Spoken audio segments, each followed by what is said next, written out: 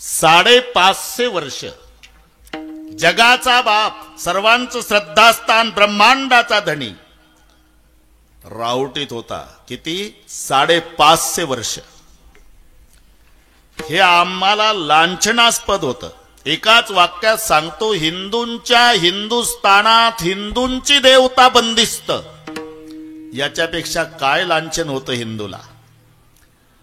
तो दिवस यावर्षी उजाडला 22 जानेवारीला आणि जगाचा बाप महालात गेला. हे आनंदाचं वर्ष असल्यामुळे मी या अभंगाची निवड केली. राम जन्म झाला आणि राम राज्य आलं असं कुठेच नाही. 4 गोष्टी लक्षात घ्या. रामायण तर पाठ आहे तुम्हाला. रामाचा जन्म झाला, मग सज्जनाची संघटना केली, मग दुर्जनाचा नायनाट झाला आणि मग रामराज्य आलं. या 4 गोष्टीत अख्खं रामायण आहे.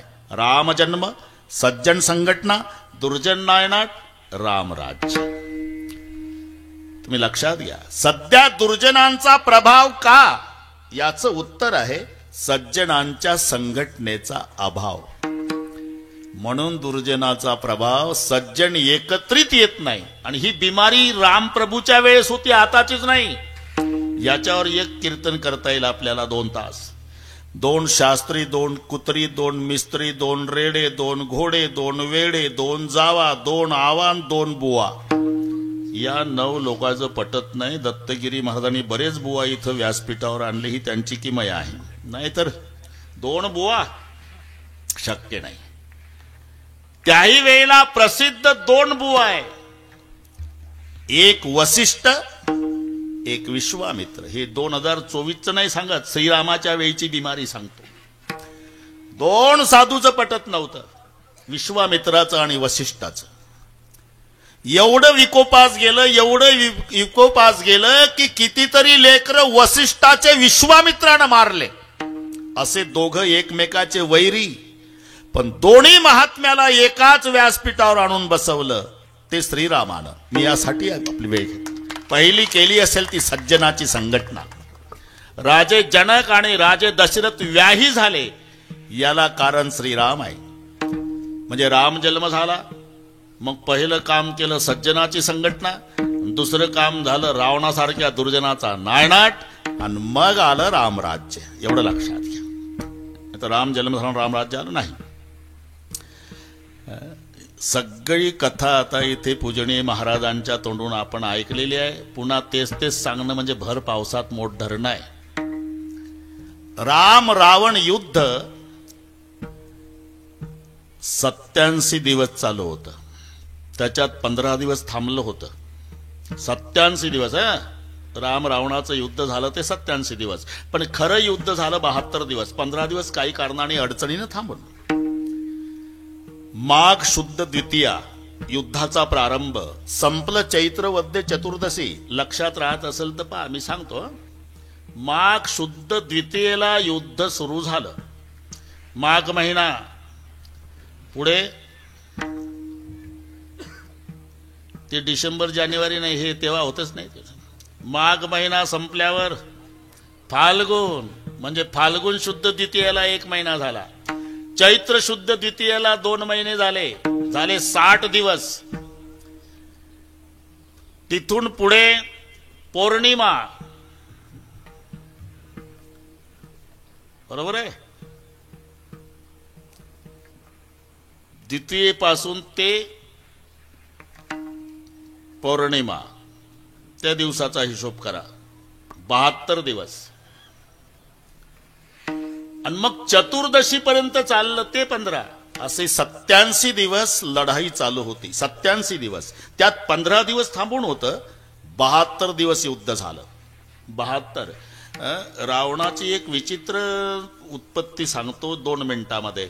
रावणाची आजी आणि रावणाचा आजोबा, बरं का. आजी कुमारी, आजोबा ब्रह्मचारी. हे ऐकताना नवल वाटेल तुम्हाला. आजीचंही लग्न नाही ना आज्याचंही नाही. अरे मग हे झालं कसं? 1 मिनिटात सांगतो. 1च मिनिटात. आणि किती मिनिट वाढू द्या, वेळ पूर्ण करतो. अजिबात टेन्शन घ्यायचं नाही. ब्रह्मदेवाचा पुत्र पौलस्त्य, पौलस्त्याने केलं वेदाध्ययन आणि वेदावर प्रवचन पौलस्त्य मुनी करायचे रोज.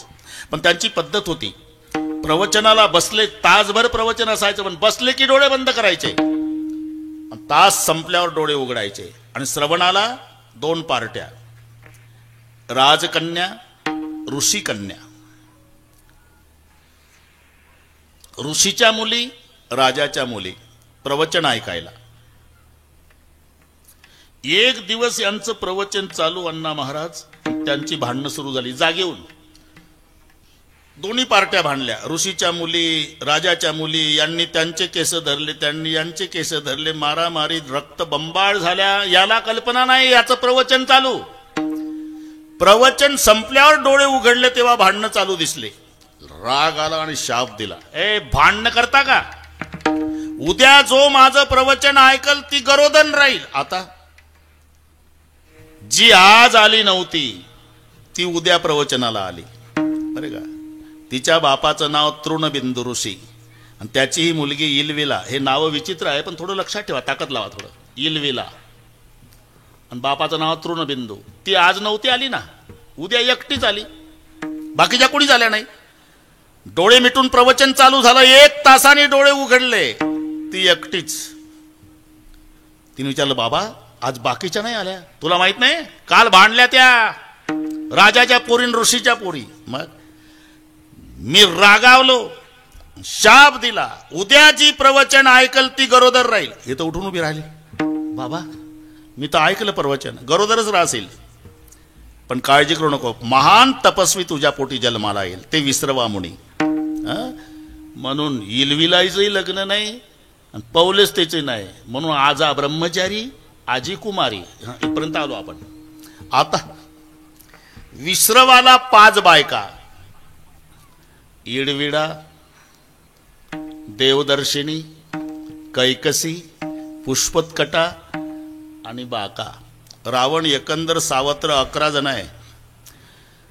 इडविडापासून झाला तो कुबेर, रावणाचा सावत्र भाऊ लागतो कुबेर, हे लक्षात घ्या. कुबेर. देवदर्शिनीचा झाला विश्रवण, कैकसीचा रावण, पुष्पत्कटाचे 3 कुंभकर्ण, बिभीषण आणि शूर्पणखा, आणि बाकाचे 5 महोदर, महापार्श्व, सुपार्श्व, कुंभीन आणि खर.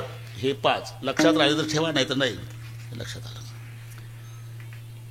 30 बाय 30 योजन लंकेची लांबी रुंदी आहे. आताच्या भाषेत 360 किलोमीटर रुंदी, 360 किलोमीटर लांबी. 4 महाद्वार आहे. पूर्व द्वारावर 10,000 राक्षसांचा प्रहार आहे. पश्चिम द्वारावर 1,00,000 राक्षस आहे. उत्तर द्वारावर 10 लाख आहे. दक्षिण द्वारावर कोणी नाही, समुद्र असल्यामुळे.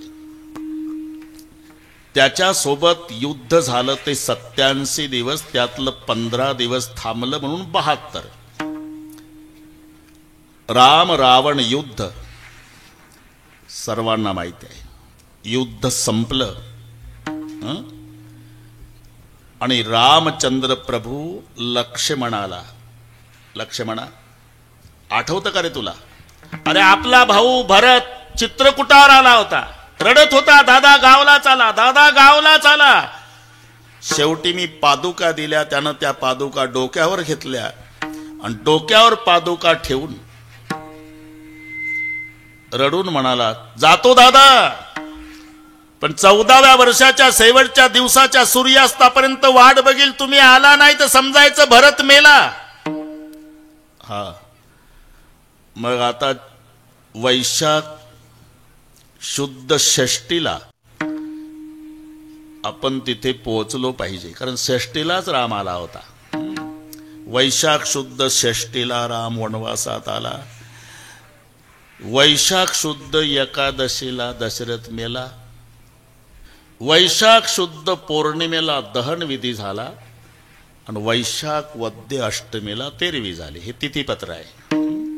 तेरवी 13व्या दिवशी होते ना. वैशाख शुद्ध एकादशीला प्राणोत्क्रमण आहे. पोरं मामाच्या घरी होते, आणण्यात वेळ गेली म्हणून पौर्णिमेला झाला दहन विधी आणि मग अष्टमीला तेरवी झाली. मी का सांगतो? चैत्र वद्य चतुर्दशीला रावण मेला,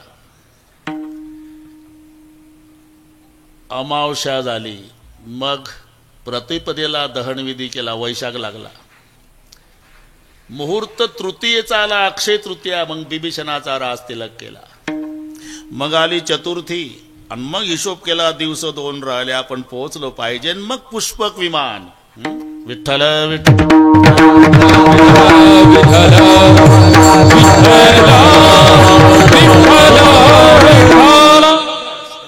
पुष्पक विमान.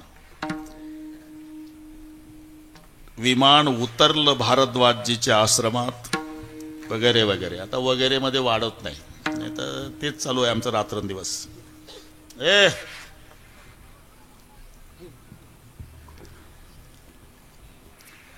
माझ्या भरताला संदेश द्या हनुमानजी, दुपारपर्यंत तुमचे बंधू राम येणार आहेत म्हणावं. आणि आता भरतानं हिशोब केला, नंदीग्रामामध्ये हिशोब केला, आज शेवटचा दिवस, दादा आले नाही सूर्यास्तापर्यंत तर सरपणाचा ढीग रचला, पेटून उडी घालेल. हे सावत्र भावाचं सांगतो. सक्के भाऊ इस्टेटीसाठी भावाच्या मरण्याची वाट पाहतात. हा सावत्र म्हणतो माझा राम आला नाही, अग्नीत उडी घालेल. सरपण रचून ठेवलं, जपमाळ हातात आहे, हनुमान जी आले. जय श्री राम. तुम्हारे भैया रामचंद्र दोपहर तक अयोध्या में पधारने वाले हैं. भोताल नाचला भरत हनुमंताच्या, पायावर डोकं ठेवून रडला, मारुती राया काय देऊ तुम्हाला या संदेशाच्या मोबदला. या संदेश ऐकण्यासाठी बसलो तो 14 वर्षे तपाला. आता माझा दादा न वहिनी सिंहासनावर बसतील, राजा राणीचं एकदा एक रूप माझ्या डोळ्यानं पाहिल ना, दोन्ही पवित्र झालेले बोबुळे काढून बक्षीस देईल तुम्हाला. म्हणजे भरत पळत गेला अयोध्येत राजमहाला पुढे. माताजी आनंदावर ना, माताजी. माई कौशल्या बाहेर आली. क्या हुआ बेटा? अभी भी संदेशा मिला है माँ, मेरे भैया, मेरे परमात्मा, मेरे उद्धारक, मेरे राजा, मेरे सरकार राम, मेरे रामचंद्र आज दोपहर तक अयोध्या में पधारने वाले हैं. हे ऐकलं माय कौशल्या रडू लागली. जवळ आले भरतजी. माँ मेरा भैया 14 साल के बाद आ रहा, आपको खुशी नहीं हो रही? खुशी हो रही बेटा. रो रही क्यों? अरे रोने का कारण अलग है बेटा, आज तुम्हारे पिता दशरथ जी की याद आई है. आज तुम्हारे पिता होते तो नाचने लग जाते. शत्रुघ्न आला, अयोध्या को सजाओ. बस आता हनुमान जी आले. प्रभु चलो, अयोध्या की दशा ठीक नहीं है. 9:15 वाजले ना, अयोध्या की दशा. मग विमान अलीकडे आलं, सीमेवर उतरलं, कुबेराची संपत्ती नमस्कार केला, विमान निघालं, सर्वांचं मिलन झालं. आनंदाला पारावार नाही. घर आए आए आए घर आए आए आए घर आए लक्ष्मण राम पुनि को आनंद भयो भगवान. घर आए आए आए घर आए आए आए घर आए लक्ष्मण राम पुनि को आनंद भयो भगवान. ओ मात कौशल्या पूछने लागी, कहो लंका की बात. राम जी कहो लंका की बात. इतने दिन में रावण मारा, लाए सीता को साथ. राम जी लायो सीता को साथ, लाए सीता को साथ.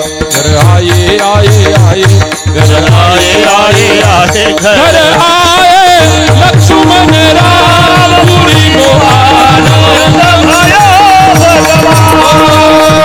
घर आए आए घर आए आए घर आए लक्ष्मण राम पुरी को आनंद भयो भगवान. मात कौशल्या पूछने लागे, कहो लंका की बात. कितने दिन में रावण मारा, लाए सीता को साथ. आनंदाला पारावार नाही. 4 पाट मांडली, 3 पाटावर 3 भाऊ बसवले. स्वतःची आंघोळ स्वतः केली, भावांना आंघोळा घातल्या. मग सिंहासनावर राम सीता विराजमान झाले. भरतजीच्या हातात छत्र आहे, लक्ष्मण शत्रुघ्न चौऱ्या ढाळतात, हनुमानजी आपल्या पद्धतीने बसलेले आहे, कुंकवाचा करंडा वशिष्ठ गुरुजीच्या हातात आहे आणि माय कौसल्या आरती घेऊन उभी आहे. पहिला कुंकुम तिलक वशिष्ठ गुरुजींनी केल्याबरोबर सर्वांनी जय जयकार केला. बोलिये राजाधिराज महाराज रामचंद्र भगवान की जय. राम सिंहासनावर विराजमान झाल्यावर प्रजाजनांचे नाचून आनंदानं उद्गार झाले. राम राज्य काय होणे आम्हाची. झाले राम राज्य काय होणे आम्हाची.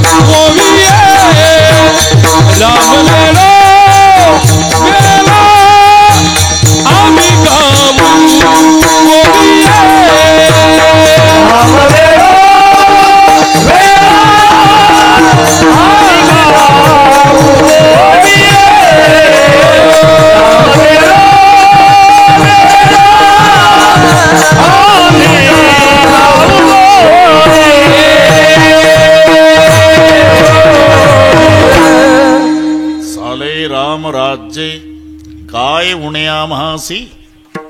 जय जयकार झाला बरं का वाघमोडे सर. काही गुलाल टाकू लागले, गुलाल आनंद आवरे ना, गुलाल टाकू लागले. गुलाल टाकताना पाहलन सीतामाई उभ्या झाल्या सिंहासनावर. हे बारकावेनी टाका. ए गुलाल फेकने वाले मत फेको गुलाल. प्रभु जी बोले अरे जानकी वे लोग 14 साल के बाद खुशी मना रहे, फेकने दो. नहीं प्रभु नीट बस देत नेमके VIP मध्ये येतात ते समाज 10,000 आहे पण दिसतात हे दोघं.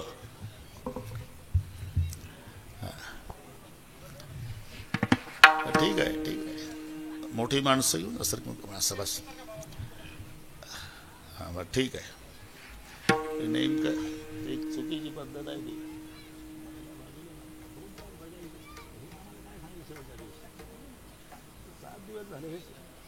एका नाही डोकं चालवलं. विठ्ठल विठ्ठल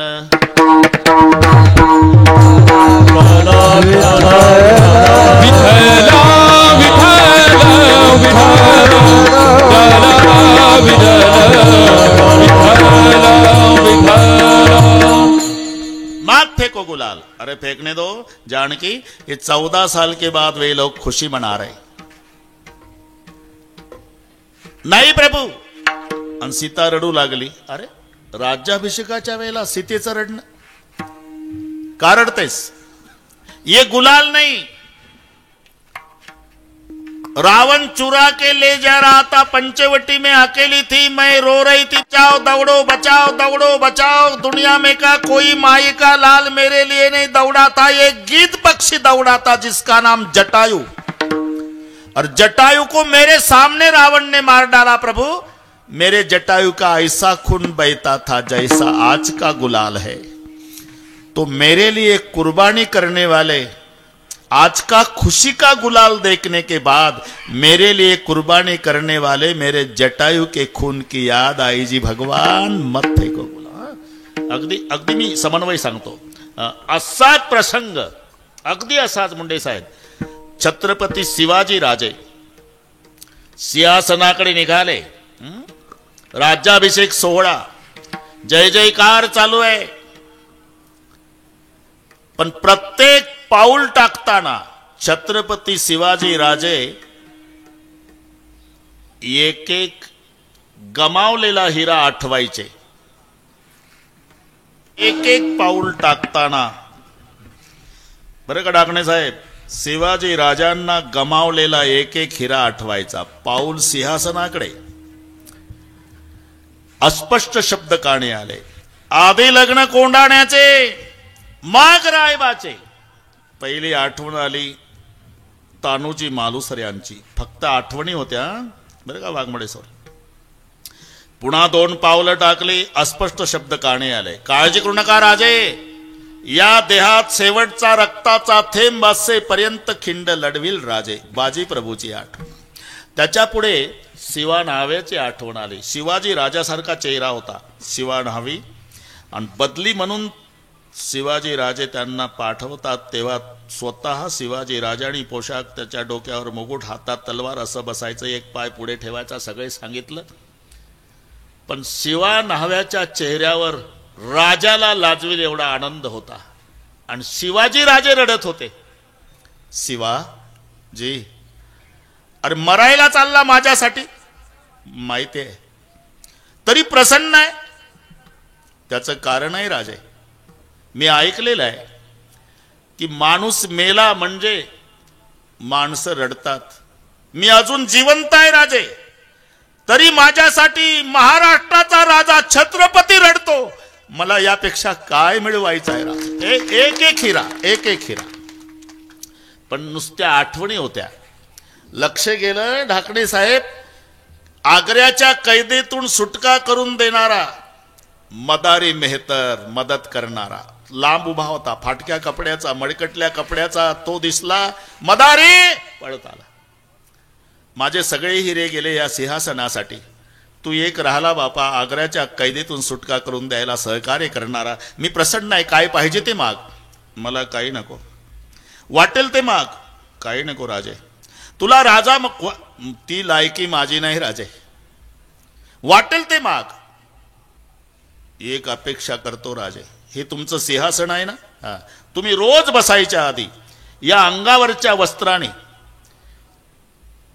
ही सिंहासन पुसायची संधी या मदारीला द्या राजे. आणि मग मदारीला कवटाळलं, अश्रूचा अभिषेक डोक्यावर. मदारी, अरे असे हिरे मला मिळाले म्हणून आजचा दिवस उजाडला. हे का सांगतो? सीतामाईला गुलाल पाहून आठवण आली पहिली जटायूची. मग फेको गुलाल. शेहनाई वाजवणारे तयार होते, वाजवली नाही ढाकणे साहेब कोणीच. का रे, का वाजवली नाही? सेवक आले, हे काय लावली तोंडाला. वाजवली का नाही? वाजवणार होतो. मनाई कोणी केली? कोण नाही केली. मग एकमेकाला आम्ही असं म्हटलं, आता आपले महाराज दशरथ राजे पाहिजे होते, रामाचा राज्याभिषेक पाहून नाचले असते. जुन्या राजाच्या आठवणी आल्या, आमचा कंठ दाटलाय हो, त्याच्यामुळे शेहनाई वाजली नाही. झाले रामराज्य. याच्या पुढचं सांगते. आता रामराज्य म्हणजे काय? रामराज्य म्हणजे धर्मराज्य. धर्मराज्य म्हणजे माणुसकीचं राज्य. धर्म एवढा संकुचित नाही वाघमोडे सर. माणसानं माणसासोबत माणसासारखं वागणं याला म्हणतात धर्म. आणि त्या धर्माची सुरुवात घरी झाली पाहिजे तर टिकतो देवळापर्यंत. आमचा धर्म मंदिरात सुरू होतो म्हणून संपतो घरापर्यंत. बरं का ढाकणे साहेब, घरून सुरुवात झाली पाहिजे. नाही तर एक शेठजी यायचे, इथले शेठजी नाही रे बाबा, तिकडचे सांगतो. शेठजी यायचे रोज प्रवचन ऐकायला. ते हिंदी शायरचे महात्मे होते. शेठजी, आप अकेले आते हो रोजाना, तुम्हारा बेटा नहीं क्या? बेटा है जी 25 साल का. उनको क्यों नहीं बेचते? बोले वो कोरा कागज है, उसको बिगाड़ना नहीं चाहता. और आप? बोले मैं कार्बन कॉफी हूँ. कागदातला फरक कळला का? कार्बन कॉफी मैं सुन लेता हूँ, दूसरे को दे देता हूँ. कार्बनचा तोच वरून लिहिलं की खालच्या कागदावर जात. मैं कार्बन कॉफी हूँ, तुम्हारा प्रवचन सुनता, दूसरे को दे देता. वो कोरा कागज, उसको बिगाड़ना नहीं. कुछ करो, कल भेजो तुम्हारे बेटे को, ठीक है? 25 वर्षाचा तरुण मुलगा दुसऱ्या दिवशी शेठजीचा प्रवचन ऐकायला आला. गायीवर प्रवचन होतं महात्म्याचं आणि गायीवर 1 तास प्रवचन केलं. गैया के आंखें तो चांद सूरज है, 33 करोड देवता का निवास होता है, गैया की सेवा तो भगवान की सेवा होती है. 1 तास प्रवचन ऐकलं शेठजीच्या मुलानं. प्रवचन ऐकल्यावर वाघमोडे सर, शेठजीचा मुलगा आला. धान्याचं दुकान होतं, दुकान उघडलं. त्या पोरानं सामोरून एक गाय चालली होती. गायचंच प्रवचन ऐकून आला होता. गैया के आंखें चांद सूरज है, 33 करोड देवता का निवास है, गैया की सेवा भगवान की सेवा. त्यानं 20 किलो तांदळाची गोणी ओपन केली, रस्त्यावर आणून ठेवली, गायीला खाऊ घातली. गाय तांदूळ खात असताना शेठजी आला. क्या करते हो रे? आज प्रवचन सुनने गया था पिताजी. बाबा जी ने बताया था कि गैया में 33 करोड़ देवता का निवास होता है, उनकी आंखें चांद और सूरज है. गैया सामने जा रही तो मैंने कहा गैया को चावल खिलाओ. गधे, कथा सुनी जाती है या घर लाना पड़ता है? तूने तो दुकान में लाके रखे है ना. आमचा धर्म घरून सुरू होतो. आमचा धर्म मंदिरात सुरू होतो, घरापर्यंत संपतो. धर्माचा प्रारंभ घरी झाला पाहिजे, मग मंदिरापर्यंत टिकतो. धर्म म्हणजे साध्या गोष्टी आहे. सासूला वाटलं पाहिजे सून नाही माझी मुलगी आहे, सुनला वाटलं पाहिजे सासू नाही माझी माय आहे. या धर्माची गरज आहे. मी सुनाच्या बाजूनं बोलत नाही. इथल्या सासवाणी माझ्यावर लाल डोळे करायचे नाही. 10:30 मी जाणार आहे. पण ते स्वयंपाक चालू असताना सासू म्हणते पाणी दे ग बरं का अण्णा. आणि ती बिचारी घाई घाई तांब्यान फुलपात्र आणून सासू पुढे तो आवाज होतो फरशीमुळे ढाकणे सर.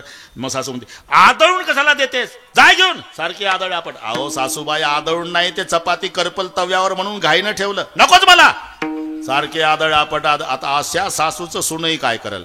बरं ठीक आहे सासवांनो, तुमचंच बरोबर आहे. आदळून जेवायला देऊ द्या, आदळून पाणी देऊ द्या, आदळून अंथरून पांघरून जन्मभर आदळ आपण सुनला करू द्या. पण हे लक्षात ठेवा, मरायच्या वेळेला सासूचं डोकं मांडीवर घेऊन 2 चमचे पाणी सुनच पाजणार आहे. मुलगी दिल्लीला आहे, सावडायचा कार्यक्रम संपल्यावर 3 दिवसांना येणार आहे. मग जिच्या हातून 2 चमचे पाणी पिऊन तिच्या मांडीवर डोकं ठेवून प्राण सोडायचा आहे, त्या सुनला मुलगी मानली तर काय बिघडल. आणि मुलीला 25 वर्षेच आईकडे राहायचं आहे, जन्म सासूकडे काढायचा आहे. मग सासूला माय समजलं तर एका वाक्यात सांगतो, ज्या दिवशी सुनला वाटेल सासू नाही माझी माय आहे, एकही म्हातारी वृद्धाश्रमात जाणार नाही. ज्या दिवशी सासूला वाटेल सून नाही माझी पोटची मुलगी आहे, आमच्या देशात एकही सून रॉकेल वतून पेटणार नाही. या धर्माची गरज आहे. त्याची सुरुवात घरी झाली पाहिजे तर मंदिरापर्यंत टिकतो. म्हणून रामराज्य याचं नाव माणुसकीचं राज्य, नाम धर्मराज्य. झालंय रामराज्य काय उण्या मासी. आणि जिथे धर्मराज्य असतं तिथे सगळ्या गोष्टीची अनुकूलता आहे. ही वेगळे सांगण्याची गरज नाही. लक्षात ठेवा, पहिला परिणाम धर्माचा पावसावर होतो. अधर्म झाला तरी त्याच्यावर परिणाम, आणि धर्म झाला तरी परिणाम. धर्म झाला तर पाऊस वेळेवर पडतो, आणि अधर्म झाल्यावर घाबरत घाबरत पडतो. मेघ पडे भीती पिके सांडी आली स्थिती, पिके सांडी आली स्थिती, पिके सांडी आली स्थिती. मेघ पडे भीती सांडी आली स्थिती,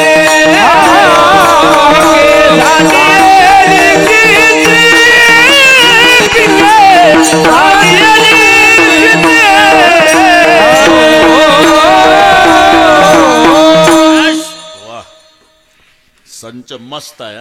मेघ पडे भीती पिके सांडी येली क्षिती.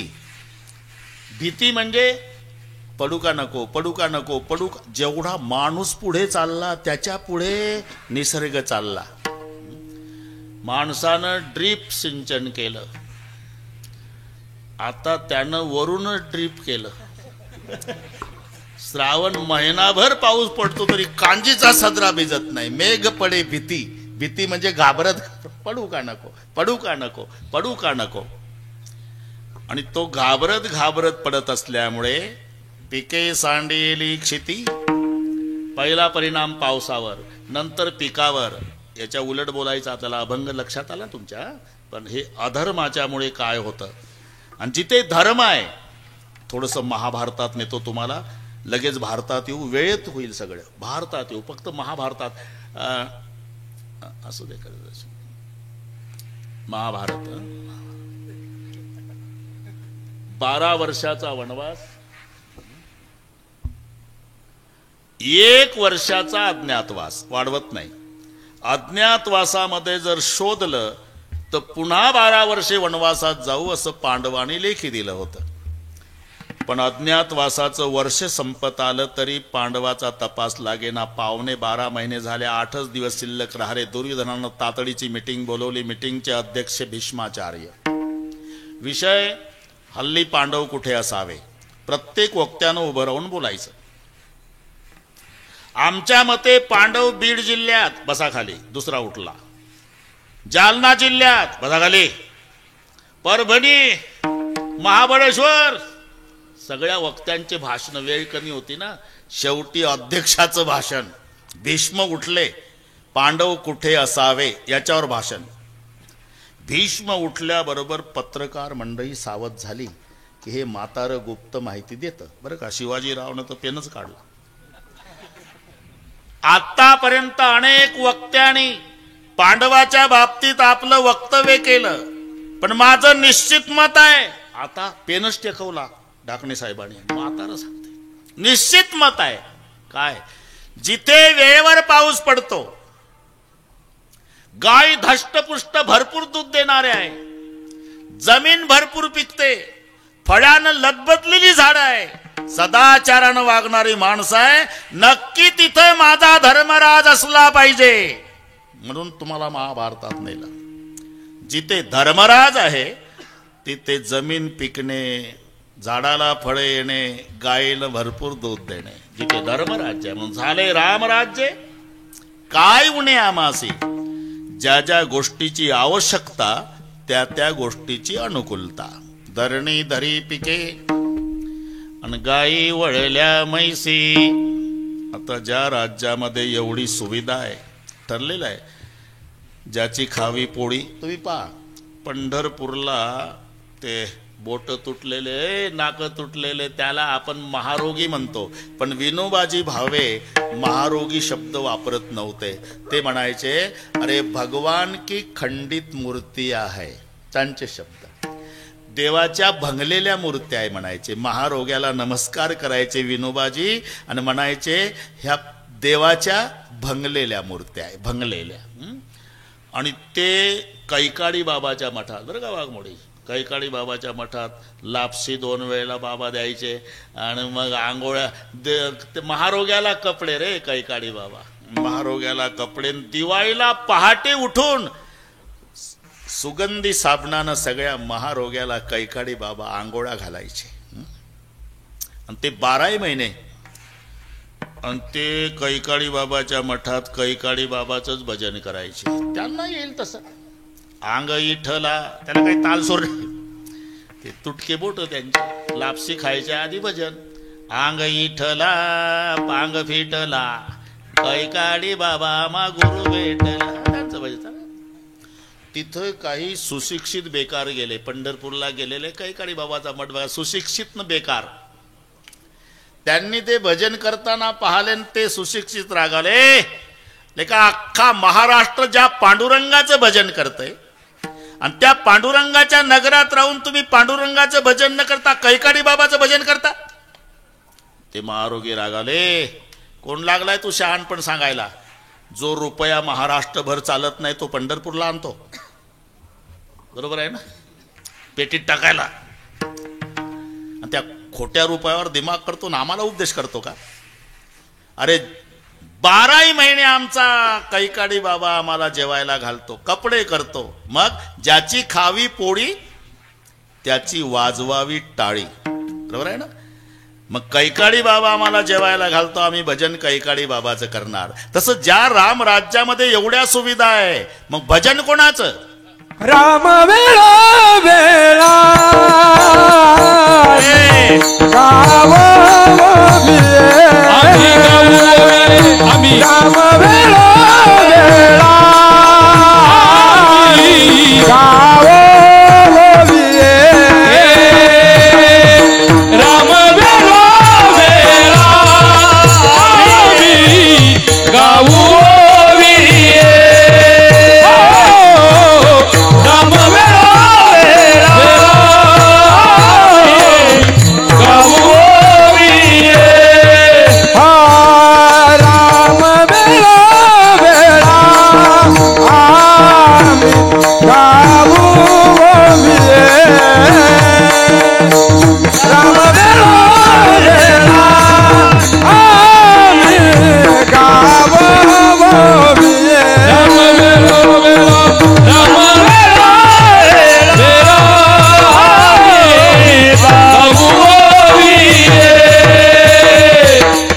राम वेळा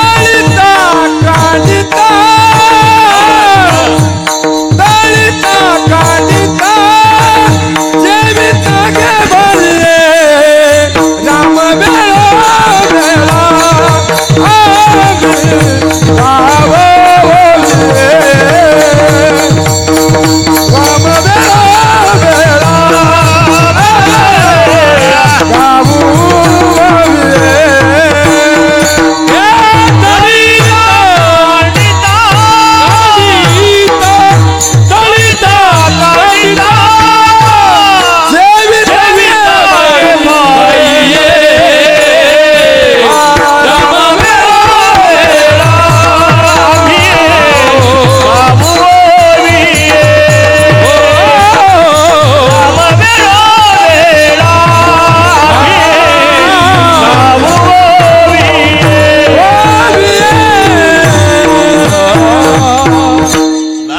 ज्याची खावी पोळी त्याची वाजवावी टाळी. ज्या राम राज्यामध्ये एवढा आनंद आहे, मग आम्ही भजनही रामाचंच करणार. राम वेळोवेळा आम्ही गाऊ ओविये राम.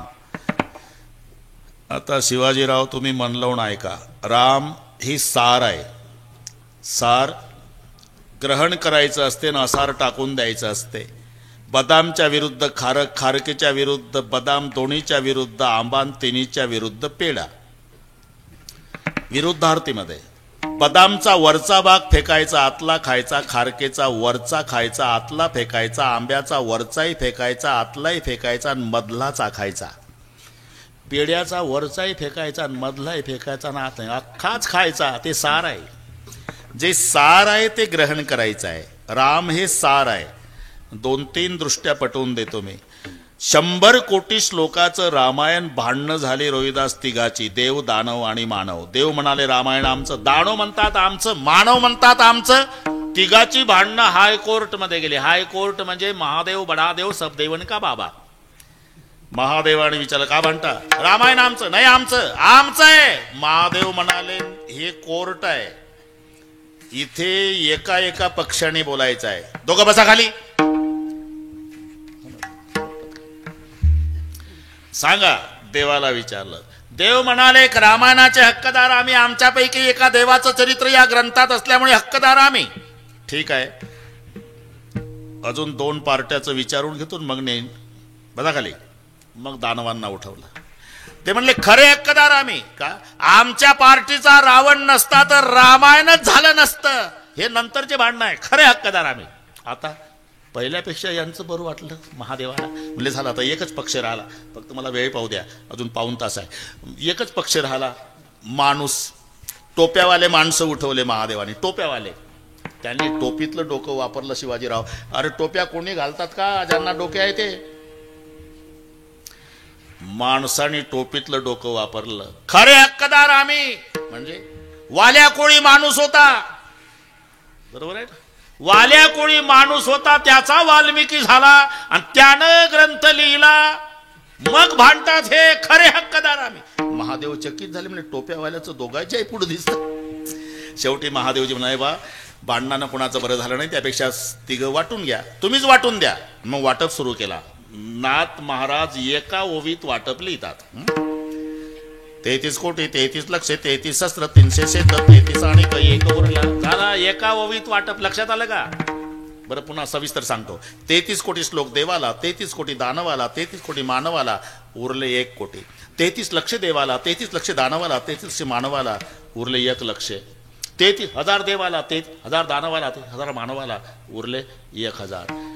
300 देवाला, 300 दानवाला, 300 मानवाला,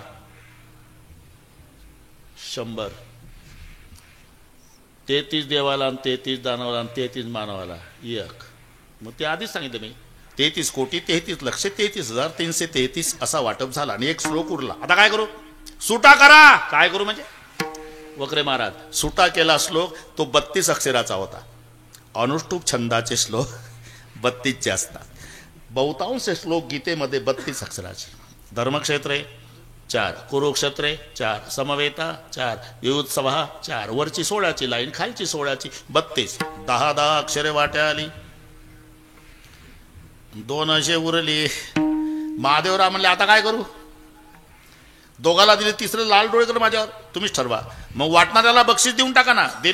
दिली पण जाताना विचारलं कोणती? तेच राम नाम 2 अक्षरे अमृत पान केले शंकर. हे सार आहे.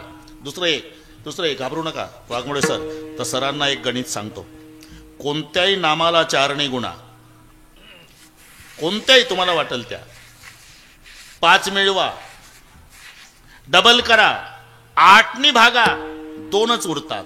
घरी गेल्यावर रात्रभर करा. हे 1 अक्षराच्या नामापासून 12 अक्षरापर्यंत. बरं सांगतो 2 मिनिटात. हा ओम 1 अक्षर, गुणा 4 ने 4 1 4, मिळवा 5, 4 आणि 5 9, करा डबल 18, भागा 8 ने 8 2 16, 18तून 16 2. त्याच्या पुढे घ्या विठ्ठल 3 अक्षरी, चतुर्गुणे 4 त्रिक 12, मिळवा 5 17, करा डबल 34, भागा 8 ने 8 चौक 32 2. त्याच्या पुढे रामकृष्ण रिसा घ्या, 4 ने गुणा 24, मिळवा 5 29, करा डबल 58, भागा 8 ने 8 7 56 2. 12 अक्षराचं घ्या, 12 चौक 48, मिळवा 5 53, करा डबल 106, भागा 8 ने 8 13 104. रात्रभर कागद काळे करा, उद्या मला मोबाईल करा. हे रामासाठी सांगतो. नाम को चतुर्गुणे उसमें पंचतत्व मिले, द्विगुण करने का काम, 8 से भाग लो, नीचे बचे सो राम. शेवटी राम शिल्लक राहते म्हणून आम्ही दुसरं काय नाही.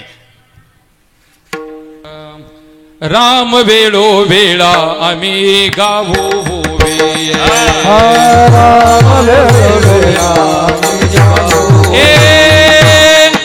ललिता कांडिता जेविता गे बाई,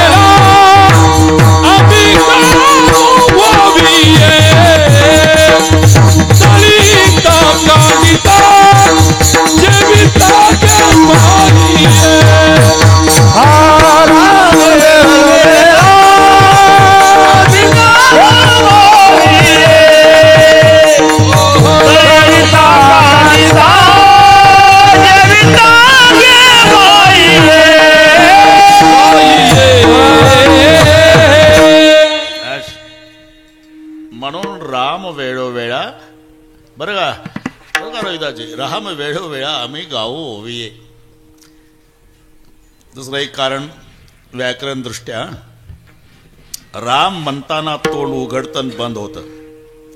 करून बघा, काही खर्च येत नाही. राम, नाही तर माझं आव्हान आहे, तोंड बंद करा, राम म्हणून दाखवा. उघडा तोंड, म्हणून दाखवा. अजिबात नाही. किती ताकदवान पैलवान असू द्या, उघड्या तोंडानं त्यानं म्हणून दाखवा, तोंड बंद करून रा म्हणून दाखवा. नाही जमात. राच्या वेळेला उघडायचंच, मच्या वेळेला बंदच करायचं. राच्या वेळेला तोंड उघडल्या गेलं की आतलं पाप बाहेर जातं, आणि लगेच घुसलं तर अरे घुसल कसं, मनी गेट बंद होतो. हे राम शब्दातली मजा. रकार उच्चार मात्र बहिर निर्याती पातकम. राचा उच्चार केला ना आतलं पाप बाहेर गेलं, मग ते घुसू नये म्हणून म शब्द असतो कपाटवत, ते तोंड बंद होतं. त्याला एक कारण आहे, कारण सर्वांना माहिती आहे. कचट तप. बरं का शिवाजीराव, असे 5 वर्ग आहे. हे कख घग नाही घ्यायचं, उभं कचट तप. अण्णाजी आपलं पहिलं वर्ष व्याकरणाचं. कचट तप आणि स्थान कंठे तालवे दंते मूर्धन्य आणि वष्टे, ही 5 स्थानं आहे. कच कंठेच आहे. तुम्हाला मजा पाहायची असेल तर इथं बोट ठेवा आणि पहिली लाईन मनातल्या मनात उच्चारा, तुमच्या बोटाला स्पंदन जाणवेल. क ख ग घ ही सगळी लाईनीतून बोट जरा हळूच ठेवा. अजून अर्धा तास कीर्तन ऐकायचं आहे, जोरात दाबू नका, फक्त उच्चारा फक्त. हे पहिली लाईन कंठे आहे, कंठे आहे. जेव्हा संबंध दाताशी येतो ते दंते आहे.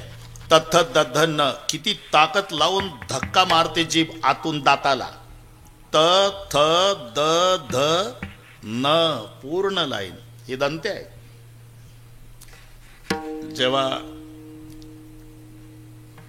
टाळूला स्पंद, टाळू हे तालवे आहे. ट ठ ड ढ न, वरच्या टाळूला जेबेचा स्पर्श आहे. ट ठ ड ढ न, अगदी जवळ जवळ आहे. तुम्ही मजा पहा. बाणाचा न, नळ्याचा न, उच्चार तर सारखेच आहे ना, पण भानगड काय आहे?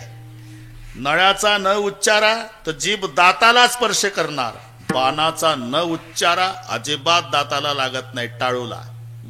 इतकं जवळ जवळच आहे ते. करून पहा तुम्ही. ट ठ ड ढ न, दाताशी संबंध नाही.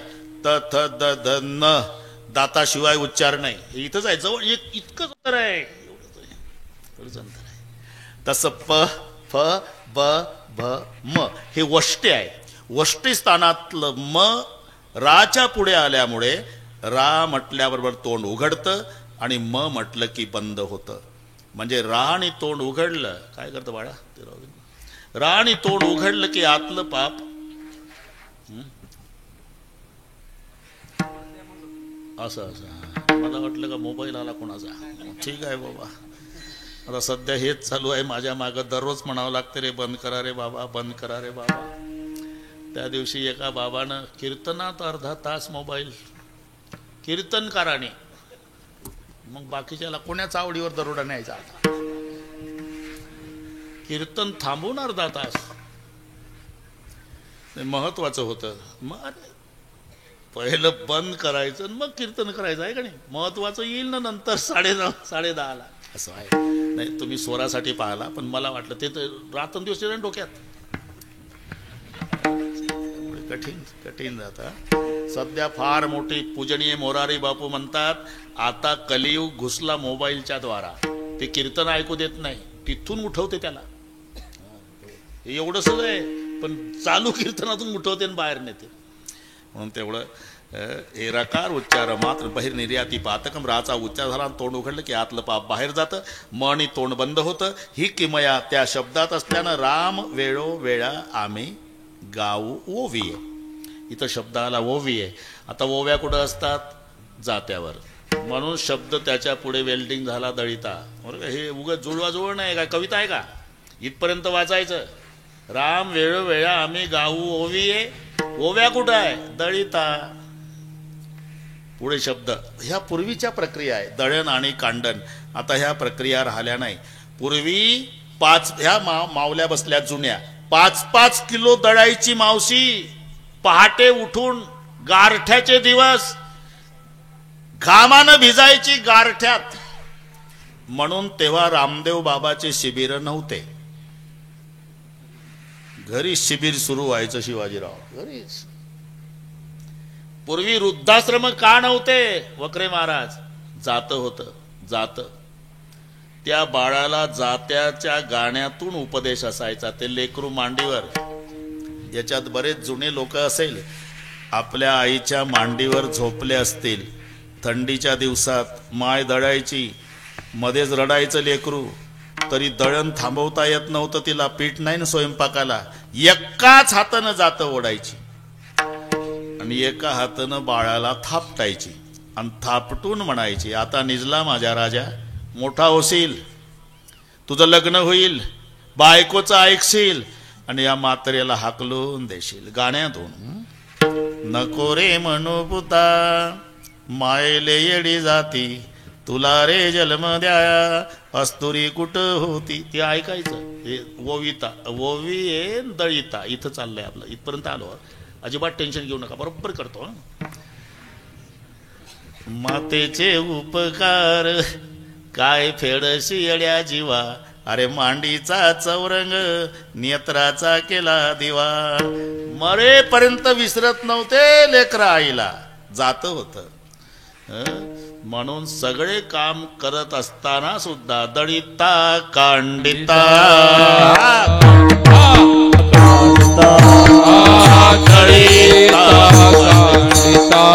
दळिता तुझं गाईन अनंता, तुझं गाईन अनंता, गाईन तुझं गाईन आनंदा, तुझं गाईन आनंदा. हे दळिता कांडिता तुझं गाईन अनंता, तुझं गाईन अनंता, तुझं गाईन अनंता. दळिता कांडिता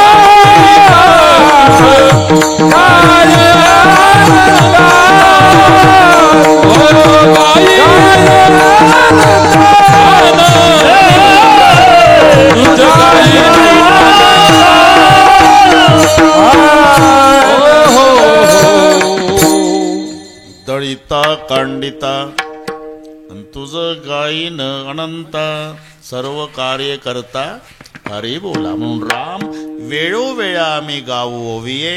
त्यासाठी काम बंद ठेवणार नाही. दळण चालू असताना, कांडण चालू असताना सुद्धा दळिता कांडिता. जेवण करताना सुद्धा जेविता गे बाई ये का. ज्या राज्यामध्ये ही अनुकूलता ज्याच्यामुळे आम्ही त्या रामाचं भजन करणार. आपण एकदा बरोबर आहे बरं का शिवाजीराव, एकदा संप्रदायपूर्वक भजन घेऊ. ते तडजोड नाही. मीच उशिरा येत नाही. मी बाबांना घाई केली, लवकर चला. ते म्हणले 8:15 झाले. म्हटलं बरोबर होते 8:30 स्टेजवर जाईपर्यंत. एकदा भरपूर जनसागर आहे बाबा. बस मंडप संपला आपला. रोजच असेल असं. हा, श्रद्धा आहे लोकांची आहे, आनंद आहे. एकदा शूटिंगवाले आता तयार राहा. हात वर करा सगळे मायबाप. एवढ्या हात घे रे भाऊ. शिवाजीराव एवढ्या हात घ्या. उद्या पहिल्या पानावर पेपरला येऊ द्या. थोर संत वामनगिरीजी महाराजांच्या पुण्यस्मरणार्थ भजन करणारा जनसागर. हात दुखायच्या आधी घ्या ना फोटो. हा ना, तुम्ही परीक्षाच घेता राव. ते पा शिवाजीराव बरोबर काढा. बरोबर करू आपण. हा काही नाही, थोडा वेळ थोडं राहिला. भाषणाच्या टाळ्या नाही ठोकायच्या. भजनाच्या एका तालात. विठोबा रखुमाई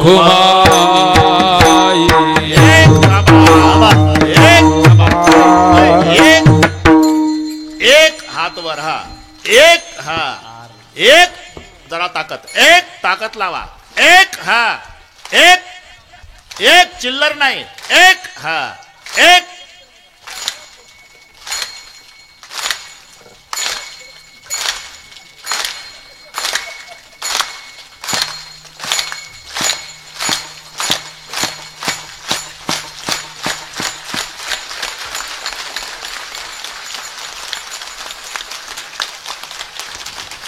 वाह क्या आपला आता थकले बिचारे ढोबा रखुमाई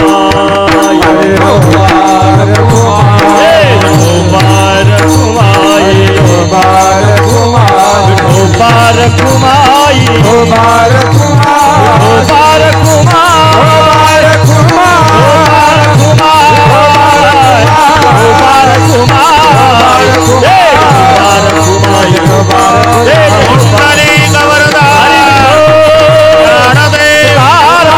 भगवान की जय ज्ञानेश्वर महाराज की जय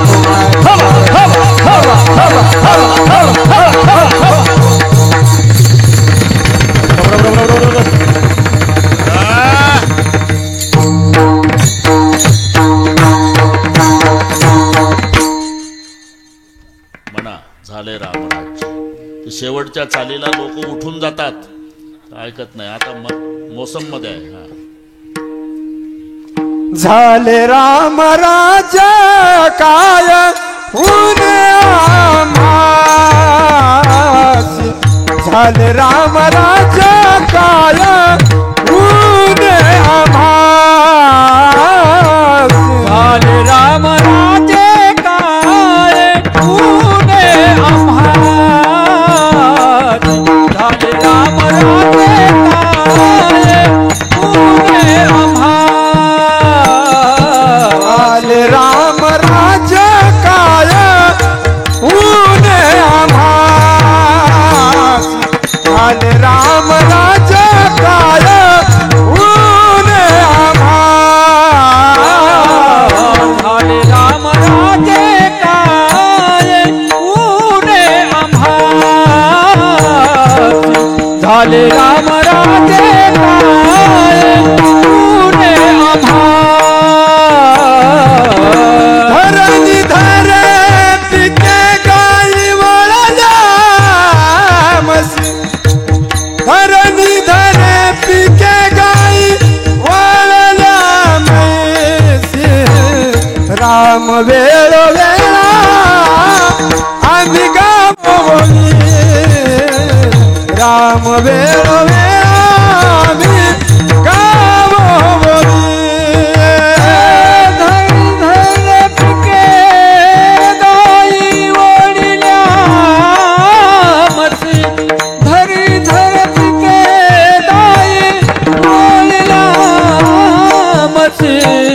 राम वेळ वेळा जाऊ गोविंदे राम वेळ वेळा जाऊ गोविंदे कांडिता कांडिता सेविता गे बाई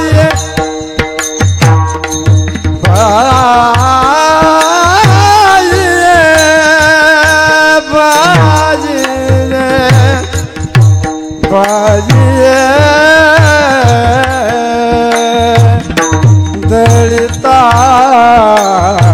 कांडिता जीविता गे बाजिए बाजिए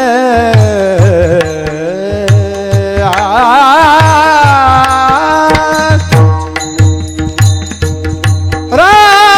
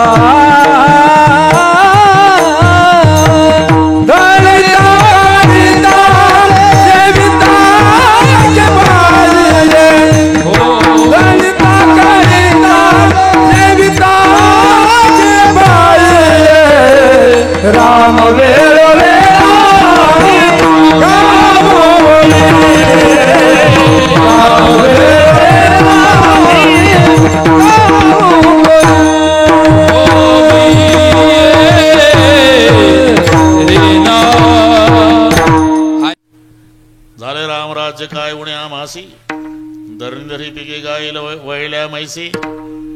ज्या राज्यामध्ये आम्ही सुखाचे आम्ही भजन त्याचं राम वेळोवेळा आम्ही गावो विये. दळिता कांडिता जविता गे बाई. ठीक आहे, ज्या राज्यात तुम्ही सुखाचं भजन त्याचं करणार, पण त्याचं भजन केल्यावर फायदा काय?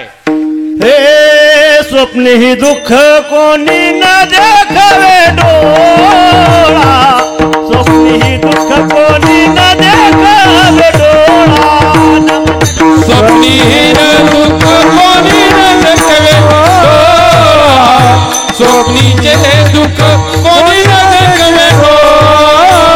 रामाच्या गजरे भय सुटले काही काळा. रामाचा गजरे भय काही काळा. रामाच्या गजरे भय सुटले काही काळा. भय काही काळा. राम वेळोवेळा आम्ही गावो विये. राम वेळोवेळा आम्ही गावो विये.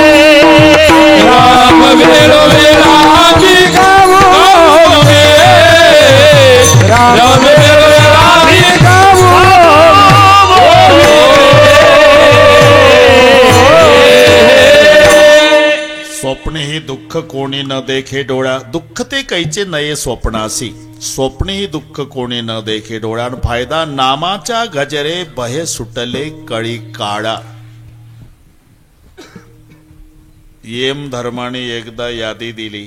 जा रे आपलं ग्राहकांना. येम धर्म सांगित होता, तुम्ही जावे मृत्यू लोका पुलाला लोकची तुका ती तुकाई आणावा.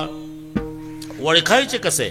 ऐका त्याचे कोय रंग करती निंदा धरती राग खरी खोटीचा